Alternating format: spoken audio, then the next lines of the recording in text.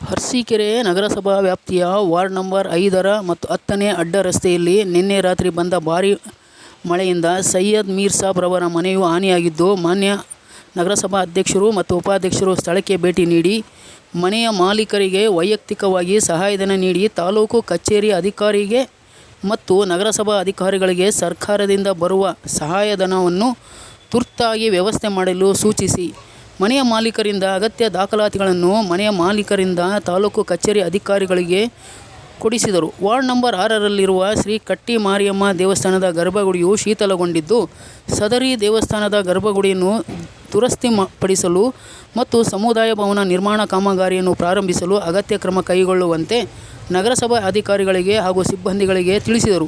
Ward number 7 ಮತ್ತು 8ರ ನಡುವೆ ನಿರ್ಮಾಣ ಮಾಡುತ್ತಿದ್ದ ದೊಡ್ಡ ಚರಂಡಿ ಕಾಮಗಾರಿ ಸ್ಥಳದಲ್ಲಿ ಈ ಹಿಂದೆ ಜಾಗದ ತಕರಾರಿದ್ದು, ಮಾನ್ಯ ಅಧ್ಯಕ್ಷರು ಸ್ಥಳದ ಮಾಲೀಕರಿಗೆ ಮನವೊಲಿಸಿ ಸದರಿ ಕಾಮಗಾರಿಯನ್ನು ಚಾಲನೆ ಮಾಡಿಸಿದ್ದು, ಕಾಮಗಾರಿಯನ್ನು ಪರಿವೀಕ್ಷಣೆ ಮಾಡಲಾಯಿತು. ವಾರ್ಡ್ ನಂಬರ್ 1 ಕಂತೇನಹಳ್ಳಿಯ ರೈಲ್ವೆ ಟ್ರ್ಯಾಕ್ ಪಕ್ಕದಲ್ಲಿರುವ UGD ಲೈನ್ ಸಮಸ್ಯೆ ಬಗ್ಗೆ ಸಾರ್ವಜನಿಕರು ದೂರು ನೀಡಿದ್ದು, ಈ ಬಗ್ಗೆ ಸೂಕ್ತ ಕ್ರಮ ಕೈಗೊಳ್ಳುವಂತೆ ನಗರಸಭಾ ಸಿಬ್ಬಂದಿಗಳಿಗೆ ನಗರಸಭಾ ಅಧ್ಯಕ್ಷರು ಈ ಹಿಂದೆ ತಿಳಿಸಿದರು.